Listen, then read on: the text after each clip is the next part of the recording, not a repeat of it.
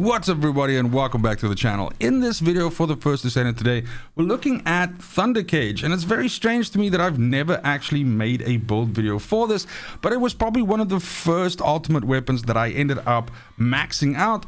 And I've kind of like just had the same build since forever, and I've figured, you know, why bother? But now since then, we've of course seen new mods being released for the game. There's the entire crit versus non-crit meta and that sort of thing. So it definitely became a time for us to review basically that original build of mine and see if there were any ways that we could basically make it better.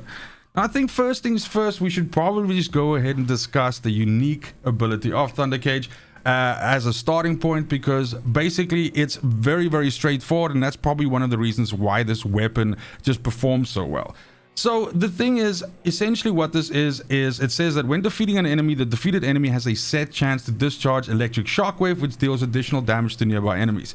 So in layman's terms, whenever you blow up an enemy, that enemy explodes with an AoE, and that AoE deals damage to the enemies around it. So clearly this weapon is perfectly suited for mobbing, and it's one of the things that makes this weapon so good, because you can hip fire it, shoot it, you know, off sights. It's very snappy, it reloads quick, it shoots very fast, it deals a lot of damage. So it's just really good at dealing clumps of enemies a lot of damage, and also just a lot of damage to a single enemy that happens to be standing between you and your goal. Now, once you have a 4 out of 4 Thunder Cage, you have a 100% trigger rate on that effect. That means every single enemy that you shoot will explode with electricity, which is dope as shit. And then this is a 5-meter radius, and it's 200% damage of your firearm damage. So that is the amount of damage that AoE explosion does. Now, while this weapon is absolutely in the category of mobbing weapons, meaning like it's good against rank and file enemies and clumps of enemies, it's not to say that you can't use it against void intercept bosses. Personally, I feel like you can pretty much use any gun for anything. It depends on how long you want to take to do what you're doing, how efficient you want to be, but that doesn't matter. If you want to be a Thunder Cage Timmy for the entire duration of your time with the First Descendant, and you want this to be the only gun that you ever level up and ever play with, there's nothing wrong with that, because it's a really solid choice, and there's not a lot wrong with the submachine gun. Now, that being said, let's go ahead and discuss mods. But first of all, let's just start looking at a normal base Thunder Cage before you start slapping any mods into it. One of the reasons why this is a really strong submachine gun is because its base stats are relatively good straight off the rip without you doing anything to the weapon. So it has a 20% critical hit rate and a 2x multiplier without any mods in it, and has a 1.2 times weak point damage multiplier. Now, you can waste mod slots and build this into a weak point gun. I wouldn't advise it. I would rather steer you towards the Python, which is more suited for that, since that leans more towards weak point and away from crit. But, you know, it's your Thunder Cage. Do with it what you will. But the bottom line is, with a 20% and a 2x multiplier on crit, the first way that I built this weapon was fully leaning into crit. Now, what you see here is essentially a lot of the staples that you see on pretty much every weapon, where you're trying to push the weapon into the crit arena and basically trying to accentuate that damage. So we have things like action, reaction, rifling reinforcement, and fire rate up as our holy trinity, propping up the damage of the weapon and making the bullets exit the gun quicker. And then we start putting ammo into the weapon. So we want to increase the magazine size, because by default, the Thunder Cage has a small mag. This is usually a problem with submachine guns. Python has exactly the same issue. So you have 26 bullets in the mag, which is not a lot. The gun has a high fire rate, so you blow through those 26 really fast. So we have to spend 2 mods in here to just give ourselves a bit more bullets, sitting at 46 over here. Now, the added bonus that we get out of concentrate support ammo is we also get a little bit of critical hit damage. Weapon is then the other mod, obviously, for more rounds in the magazine. The other mods, except for Sweeping Squad, which I'll discuss just now, are all about working with crits. So in the case of Edging Shot, we have a massive boost to our critical hit rate with a small firearm penalty, which is okay. And we balance that out with a massive boost to our critical hit damage with concentration priority. The only thing here being that this gives us a penalty to one of the things which is, let's say, a big advantage on a submachine gun, which is a very fast reload. This actually negatively impacts our reload speed, and you can see the effect here by basically our base reload speed being 1.4 seconds, and then with concentration priority on, it goes all the way to 1.8. Now, that doesn't seem like a lot, but if you play with the two, it is noticeable, but still, I mean, if you're used to running stuff like Enduring Legacy and so on, then this still feels like, you know, basically almost like it reloads instantly compared to guns like that. Then we also have better concentration and better insight, which is our crit dam and crit rate mods, our blue mods, and all of this together gives us a near 40% critical hit rate and a 6 times critical hit damage multiplier. And that is why this version of this weapon is able to just get these massively nice big crit numbers. Now, I pair that with an ultimate mod called Sweeping Squat, which basically says that when you defeat an enemy, your firearm attack increases by a percentage for 5 seconds at a 100% chance, and this can go up to 3 stacks, so you can end up with a 30% increase to firearm. And since this is a mobbing weapon, it rewards you for mobbing, right? So you're shooting groups of enemies and you shoot them, and it essentially starts building up. At this time, I think it's a good idea to make a quick segue into substats for the Thunder Cage. And in my case, I obviously went for critical hit rate, critical hit damage, firearm attack. Those 3 are very, very good here. The alternatives there would be, you know, something like weak point damage and damage to Colossus and stuff like that, which I don't think fit any of the builds that I try to do with Thunder Cage. But then rounds per magazine is my perfect 4th choice, because again, even though we are using 2 mods which increase our rounds per magazine, this additional little push that you can put in there is just going to get you basically just to 50 rounds per mag, which is super, super good and makes the gun feel damn consistent. So this to me is what I would consider the guard roll in terms of substats. Of course, if you are planning on using this to fight Void Intercept bosses, then probably switch rounds per magazine for damage against Colossus. But I think this is a very, very cookie cutter excellent setup for substats. And as mentioned, this was the way that I ran my Thunder Cage for like the longest of times. Then of course we had the non-crit mods which were released, and that made me think that I need to do a repass, and essentially I built a non-crit version of Thunder Cage. The idea here being that we're not going into crit at all, so we have a whole bunch of additional mod slots available to us, and we can further on stack in some utility or more damage or faster reloads and everything like that. Pretty much everything else and the kitchen sink that we can fit in, since we're not putting crit. So in a way, our core, right, is the Holy Trinity still, obviously, action and reaction, rifling reinforcement, and fire rate up.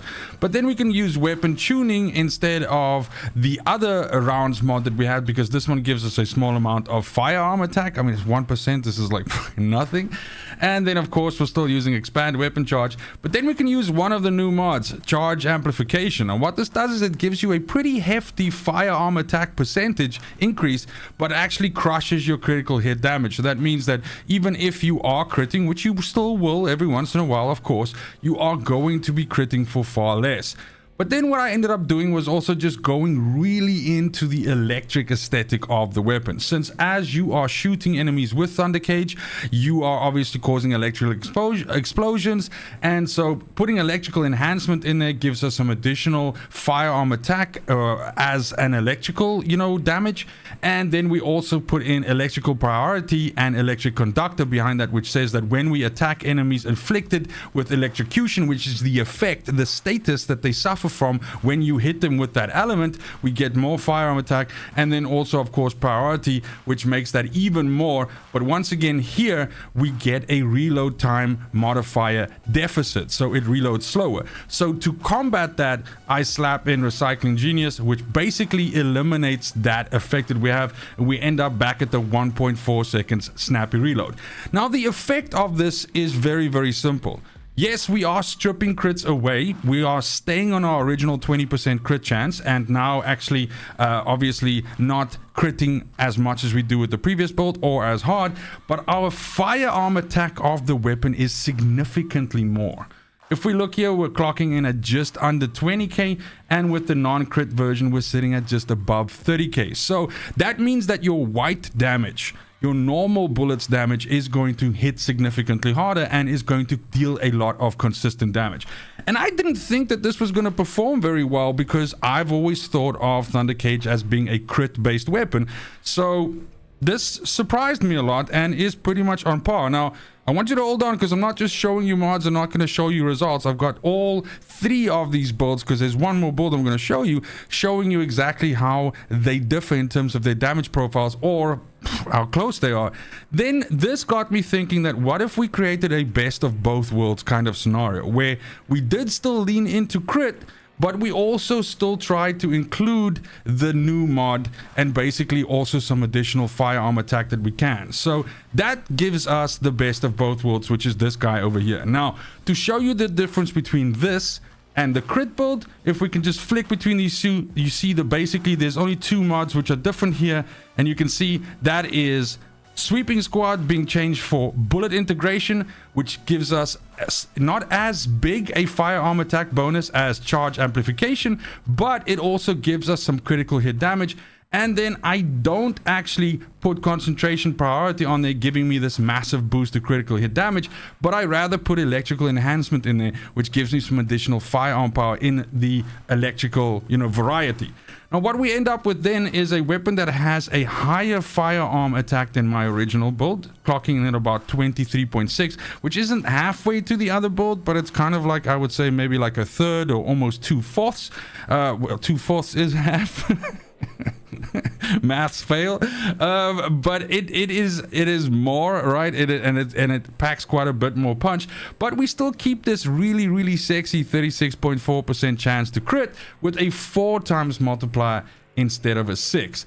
Now, the footage that you're seeing in the background here is basically me just attacking the same boss with all 3. So the first one will be the crit version of this, and of course I'm ended up using a character that was relatively easy for this boss to destroy, so I'm gonna have to get kind of cute to avoid damage, which of course I do.